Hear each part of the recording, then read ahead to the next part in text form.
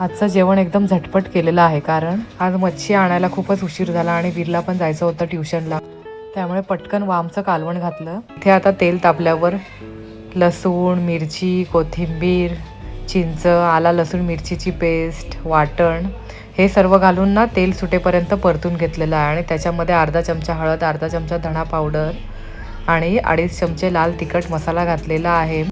चवीनुसार मीठ घातला. त्याच्यामध्ये या सोललेल्या आणि धागे काढून घेतलेल्या कोलंब्या मी घातलेल्या आहेत आणि व्यवस्थित मिक्स करून घेतलेलं आहे. आणि मला याच्यातनं एकदम थोडीशी ग्रेव्ही करायची आहे, म्हणून मी त्याच्यामध्ये अर्धा ग्लासच पाणी घातलेलं आहे. परत एकदा व्यवस्थित मिक्स केलं आणि झाकण देऊन कोलंबी मी आता शिजवून घेणार आहे.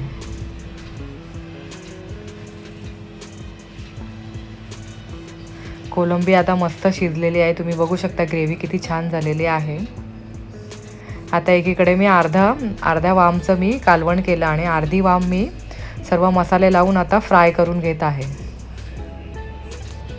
आणि आता इथे एकीकडे वामचं कालवण रेडी झालेलं आहे. बारीक चिरलेली कोथिंबीर घातली.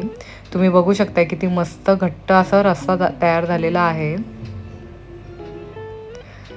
वामसुद्धा दोन्हीकडनं मस्तपैकी फ्राय करून घेतलेली आहे. त्याच्यावर पण बारीक चिरलेली कोथिंबीर घातली.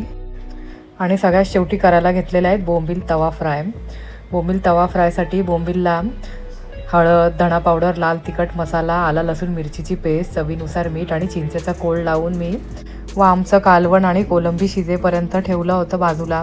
तांदळाच्या पिठातसुद्धा हळद, धणा पावडर, लाल तिखट मसाला आणि थोडंसं मीठ घालून त्याच्यामध्ये हे बोंबील मी घोळवून घेतलेले आहेत आणि दोन्ही बाजूनी मस्त कुरकुरीत फ्राय करून घेणार आहे.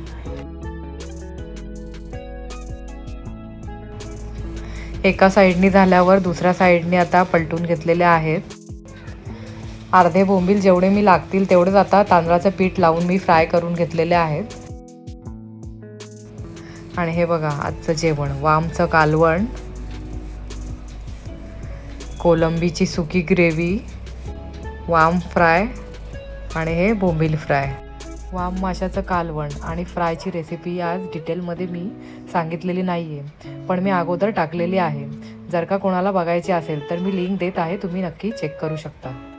आणि आज माझ्या बहिणीच्या मुलीचा बड्डे आहे, तर तिच्यासाठी मी हा केक बनवलेला आहे. झुटोपिया थीमचा केक आहे आणि त्याला विंटेज केकची साईडनी डिझाईनसुद्धा केलेली आहे. आजचं जेवण कसं वाटलं ते नक्की सांगा.